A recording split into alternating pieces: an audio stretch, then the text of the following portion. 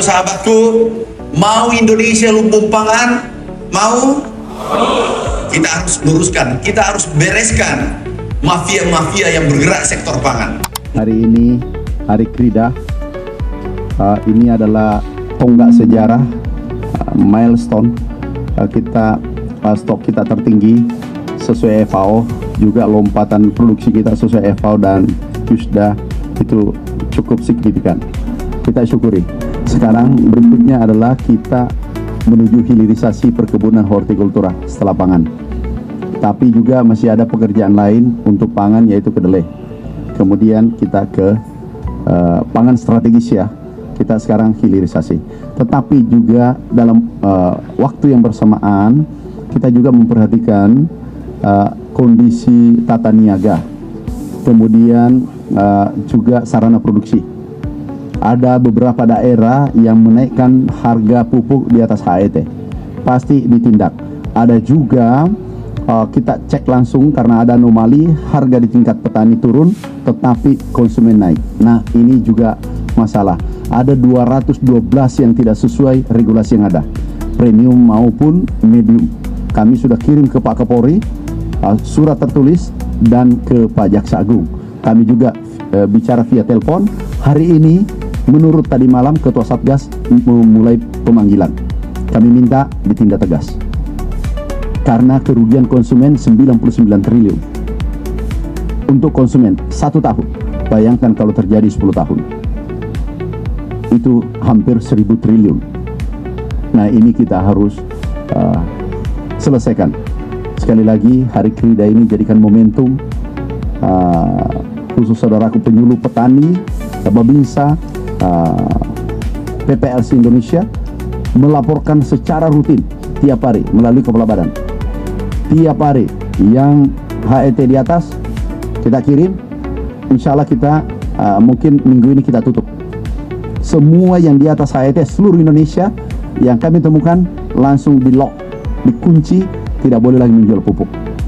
Itu kesepakatan kami dan insya Allah minggu ini kami lakukan. Jadi terus menerus kita tidak boleh terhenti karena swasembada pangan ini harus berkelanjutan. Mana ini adalah menindaklanjuti amanat dari Inpres nomor 3 tahun 2025 di mana mengamanahkan untuk melakukan percepatan mewujudkan swasembada pangan dengan pendayagunaan penyuluh pertanian, dan salah satu poin yang ada di sana adalah mengalihkan penyuluh dari pusat ke daerah. Maka kemudian kita juga bisa melakukan pendayagunaan penyuluh pertanian ya untuk kemudian mewujudkan swasembada pangan. Antara lain penyuluh diminta untuk mendampingi para petani kita, kemudian Galuh LTT ya, jadi gerakan penyuluh mendampingi LTT, ya, antara lain mendampingi petani, kemudian juga mendorong petani melakukan pertanaman, kemudian juga kegiatan usaha tani dan tanam, dan tentu saja juga kegiatan lainnya mencatat dan melaporkan. Ini tidak kalah penting juga karena kegiatan pendampingan tersebut harus ada buktinya, harus ada evidence-nya, dan dengan adanya pencatatan pelaporan tersebut kita bisa menjustifikasi bahwa memang saat ini kita sudah cukup melakukan kegiatan pertanaman untuk peningkatan produksi, peningkatan produktivitas, dan kita bisa wujudkan swasembada pangan. Di hari ini, di Hari Krida yang ke-53, saya diberikan penghargaan yang cukup membanggakan diri saya secara pribadi dan seluruh Kabupaten Labuhan Batu. Yang mana penghargaan ini sebagai motivasi bagi rekan-rekan dan diri saya sendiri agar lebih memacu daripada pendukungan program swasembada pangan yang dicanangkan oleh Bapak Presiden dan Bapak Menteri Pertanian Bapak Amran Sulaiman. Di sini kepada rekan-rekan sekalian agar kiranya kita lebih lagi memotivasi diri sendiri agar kiranya nanti di kemudian hari rekan-rekan sekalian mendapat penghargaan sebagai penyuluh pertanian terbaik dan mendukung swasembada pangan yang berkelanjutan. Untuk Kabupaten Sambas ini kan merupakan salah satu lumbung pangannya Provinsi Kalimantan Barat. Sampai saat ini informasi yang terbaru bahwa Kabupaten Sambas sudah surplus beras dan kita juga sudah siap untuk melakukan ekspor ya, karena kita berbatasan langsung dengan negara Malaysia, khususnya di Sarawak, dan arahan dari Bapak Menteri kemarin juga kita untuk mempersiapkan ekspor beras ke negara Malaysia, dan itu kita sangat siap sekali dengan apa yang ada yang kita miliki, sumber daya yang ada kita miliki itu. Ya, optimasi lahan sudah berjalan dari tahun 2024 dan adanya Brigade Pangan.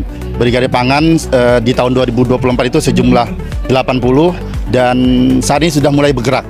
Kita sudah mulai melakukan musim tanam kedua dengan Brigade Pangan dan Brigade Pangan juga sudah mulai melakukan pengelolaan lahan, kemudian melakukan juga budidaya dan beberapa juga sudah mendapatkan penghasilan yang cukup menjanjikan. Di hari ini juga kita membawa Brigade Pangan yang penghasilannya bersih sudah sampai 60 juta. Itu bersih, Mbak. Kalau misalnya kotor itu kemarin saya tanya sudah 100-an juta lebih. Ini untuk di musim tanam kedua.